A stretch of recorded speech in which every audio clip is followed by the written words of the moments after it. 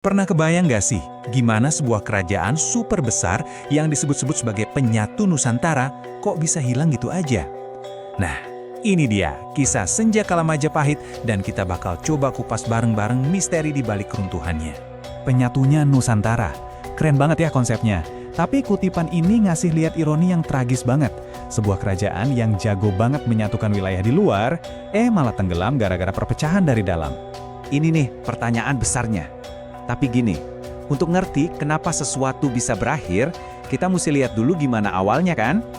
Tepatnya, dari puncak-puncak kejayaannya. Oke, sebelum kita masuk ke bagian yang, suram, kita lihat dulu masa-masa terangnya. Kita mundur sedikit ke era keemasan Majapahit, saat namanya tuh bergema di seluruh Nusantara sebagai kekuatan yang nggak ada tandingannya. Di balik semua ini ada dua arsitek utamanya, Raja Hayam Wuruk dan tentu saja Mahapatih Gajah Mada. Di tangan mereka, Majapahit itu udah bukan cuma kerajaan di Jawa aja, tapi jadi sebuah imperium maritim yang pengaruhnya membentang luas dari Sumatera sampai ke Maluku. Inilah puncak-puncaknya kekuasaan mereka. Tapi ya gitu deh, kejayaan itu nggak abadi. Dan dari sinilah titik baliknya dimulai.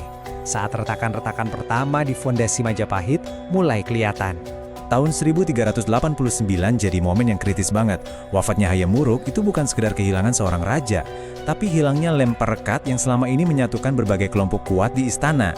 Tanpa figur pemersatu, ya sudah, ambisi pribadi mulai muncul, rebutan takhta di mana-mana, dan fondasi kerajaan pun mulai goyang. Nah, inilah penyakit utamanya Majapahit, Perang Paregreg.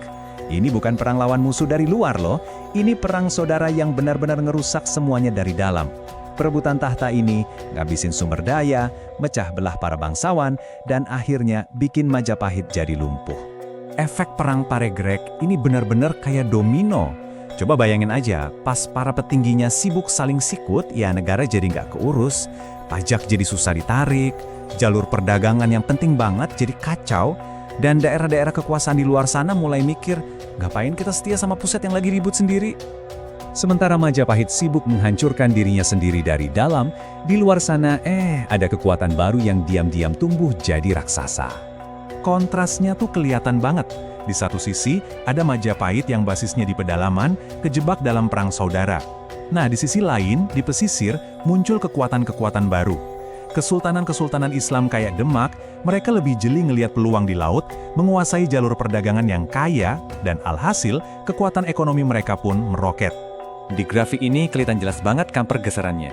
Jadi pas tenaga Majapahit habis buat konflik internal, kekuatan kesultanan di pesisir justru makin kuat karena duit dari perdagangan. Perlahan tapi pasti, pusat kekuatan ekonomi dan politik di Jawa itu pindah dari pedalaman ke pesisir. Jadi, kondisi di dalam udah rapuh banget, sementara dari luar ada yang makin kuat. Majapahit jadi sasaran empuk, dan akhirnya tibalah momen puncaknya. Nah, Demak, kekuatan baru dari pesisir ini, ngelihat ada kesempatan emas. Mereka pun melancarkan serangan terakhir ke ibu kota Majapahit yang udah lemah dan terpecah belah. Ini jadi pukulan telak yang mengakhiri riwayat Majapahit sebagai pusat kekuasaan, dan bikin sisa-sisa bangsawannya harus kabur ke arah timur. Oke, kerajaannya mungkin udah hancur, istananya mungkin tinggal puing-puing. Tapi pertanyaannya, apakah ide-idenya juga ikut mati? Coba kita lihat gema Majapahit yang ternyata masih ada sampai sekarang. Warisan Majapahit itu, sadar nggak sadar, masih ada banget loh di sekitar kita.